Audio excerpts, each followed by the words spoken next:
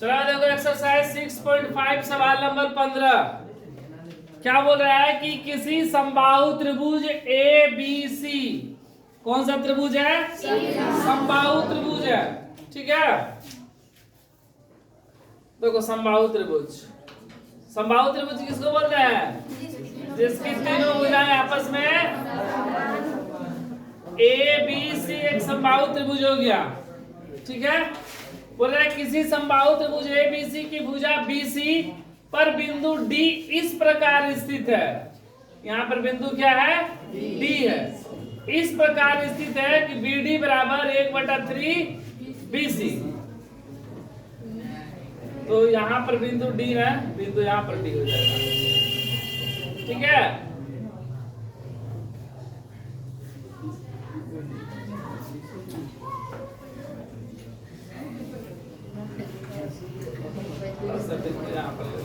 ठीक है। 3 B D बराबर 1/3 बी सी।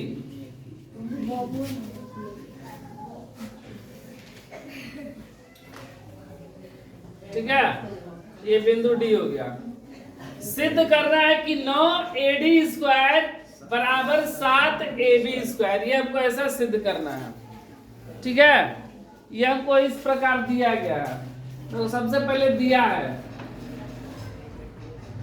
क्या दिया गया है कि ए बी सी एक समबाहु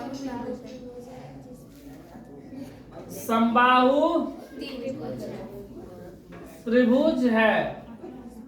समबाहु त्रिभुज है, इसका मतलब ए बी बराबर बी सी बराबर ए सी, तीनों भुजाएं आपस में बराबर, ये ना। और बोल रहा है कि फिर क्या बोला है कि बीसी पर, बीसी भुजा पर डी बिंदु इस प्रकार स्थित है, इस प्रकार स्थित है कि BD बराबर 1/3 BC। ठीक है, या इसको हम लोग ऐसे भी लिख सकते हैं कि 3BD बराबर BC। 3BD आकृति थोड़ा सा गड़बड़ हो गया, आकृति में 3BD मतलब यहाँ ही पर रहेगा। ठीक है, ऐसे 3 वाली BD लेंगे ना तो एक BC आ जाएगा। सिद्ध करना है, सिद्ध करना, क्या सिद्ध करना है? 9 AD स्क्वायर, 9 AD स्क्वायर बराबर 7 AB स्क्वायर। ठीक है, तो यहाँ पर हम लोग क्या करेंगे कि एक रचना करेंगे। रचना में क्या करेंगे? लंब खींच देंगे, क्योंकि यहाँ पर लंब नहीं दिया गया है कहीं भी। ऐसा नहीं बोला गया है कि BD लंब AD लंब है BC, ऐसा नहीं बोला गया है। ये बोला BD बराबर 1/3 BC, लंब तो बोला नहीं गया है। तो हम लोग लंब खींचेंगे, रचना करेंगे। रचना में क्या किए कि लंब खींच दिया ऐसे। इसका नाम कुछ दे दो, P। चलो P। रचना में क्या किए? AP लंब BC डाला, जो BC भुजा को समद्विभाजित करता है,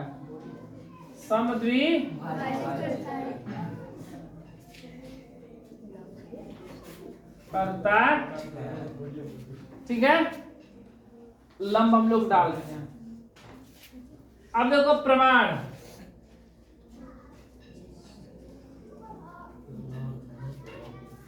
प्रमाण में क्या लिखेंगे? हमको AD लाना है, ध्यान दो क्या लेना है? AD। तो AD ये है ना, तो एक बार त्रिभुज ले लेंगे ADP, APD, समकोण त्रिभुज APD में। ठीक है, समकोण त्रिभुज APD में कर्ण स्क्वायर मतलब AD स्क्वायर बराबर AP square plus BP square. समीकरण साथ ए बी लाना है, ए बी भी लाना है। तो एक बार ले लेंगे समकोण त्रिभुज ए पी बी में, समकोण त्रिभुज ए पी बी में कर्ण कितना आ जाएगा, ए बी स्क्वायर बराबर लंब ए पी स्क्वायर। थोड़ा सा एक मिनट, थोड़ा सा गलती हो गया। देखो इसको समीकरण एक नहीं मानेंगे, क्योंकि हमको एपी कहीं लाना है नहीं, तो प्लस का एपी डीपी इधर रहेगा तो माइनस का डीपी स्क्वायर बराबर एपी स्क्वायर, ये समीकरण एक हो जाएगा।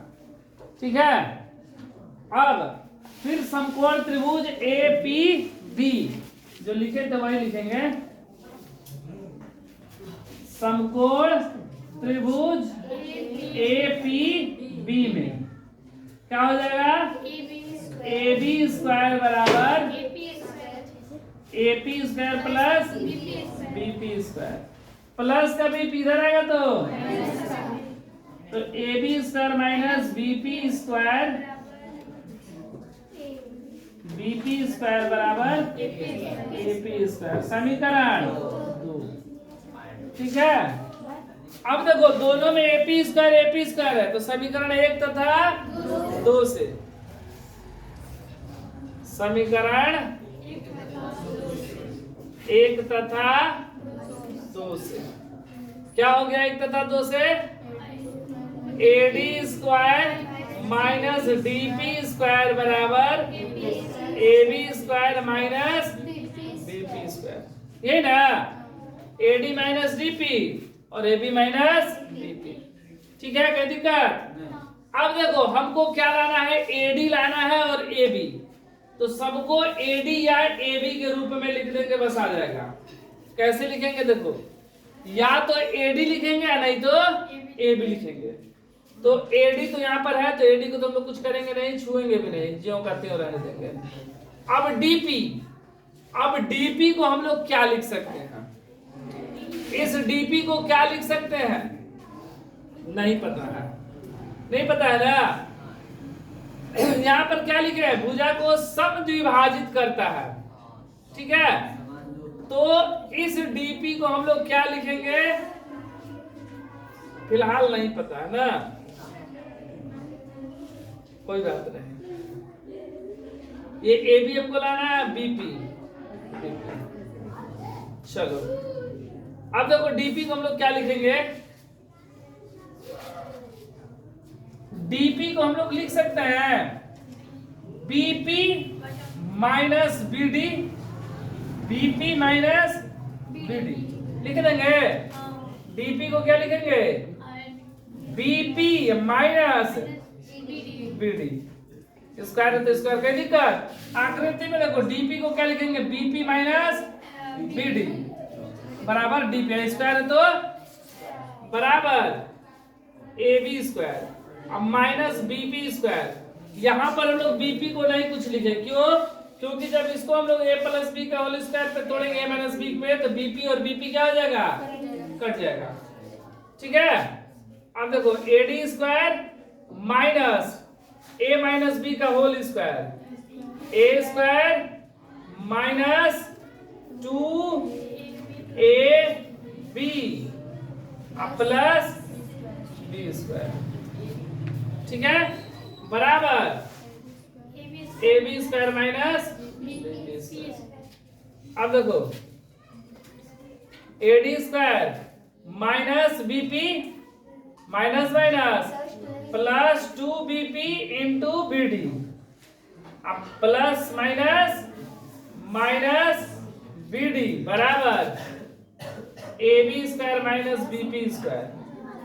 अब देखो माइनस का बीपी इधर भी है और माइनस का बीपी इधर भी है, बीच से बराबर, माइनस उधर जाएगा तो इसलिए ये दोनों दिक्कत नहीं ना।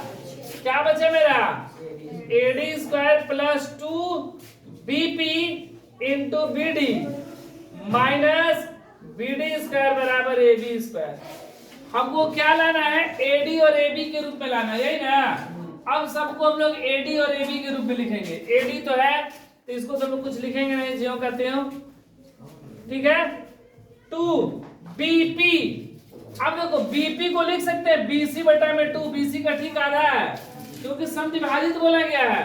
तो इस बीपी को क्या लिखेंगे, बीसी बाई 2 इंटू बीडी, ये बीडी, बीडी को क्या लिखेंगे 1/3 बीसी, मतलब बीसी बटा में 3, यही ना, माइनस बीडी, बीडी कहां पर है, ये बीडी, फिर बीडी को क्या लिखेंगे बीसी बटा में 3, बीसी बटा में 3 स्क्वायर है तो बराबर एबी स्क्वायर। देखो ये 2 से 2 कैंसिल, कैंसिल ना, क्या बचा एडी स्क्वायर प्लस बीसी गुणे बीसी, बीसी स्क्वायर बटा में 3 माइनस बीसी स्क्वायर बटा में 3 का 9 बराबर एबी स्क्वायर। अब देखो एडी स्क्वायर, हमको तो बीसी लाना ही नहीं है, बीसी लाना है नहीं लाना है, लेकिन मेरा क्या आ गया बीसी आ गया। तो ध्यान दो बीसी और एबी और एसी तीनों आपस में बराबर है क्योंकि त्रिभुज क्या है, तो हम लोग बीसी को हम लोग एबी भी लिख सकते हैं, ठीक है। तो प्लस इसको हम लोग एबी स्क्वायर भी लिख सकते हैं बटा में 3, और इसको भी लिख सकते हैं एबी स्क्वायर बटा में 9 बराबर एबी स्क्वायर। लिख देना क्यों कि त्रिभुज एबीसी समबाहु, ठीक है। अब देखो लघुत्तम कितना हो गया 9 ना, 9 3 और कुछ नहीं तो 1 है लघुत्तम 9, तो ये कितना हो जाएगा 9 एडी हो जाएगा, 9 एडी, 9 एडी प्लस 3 एबी, 3 बार में चल जाएगा ना, माइनस एबी स्क्वायर बराबर एबी स्क्वायर। देखो 9 एडी स्क्वायर 3 में से 1 गया, कितना बचा 2 बचा ना, प्लस 2 एबी स्क्वायर बटा में 9 बराबर एबी स्क्वायर। ये 9 भागा में इधर आएगा तो 9 AD square plus 2 AB square बराबर 9 एबी स्क्वायर हो जाएगा। ये इधर ये प्लस का 2 इधर आएगा तो 9 एडी स्क्वायर बराबर 9 AB square minus 2 AB square, घट गया ना, 9 में से 2 गया 7 एबी स्क्वायर, यही लाना था, सिद्ध हुआ। तो कुछ नहीं करना था, बस लिख देना था हमको जो लाना था उसी रूप में।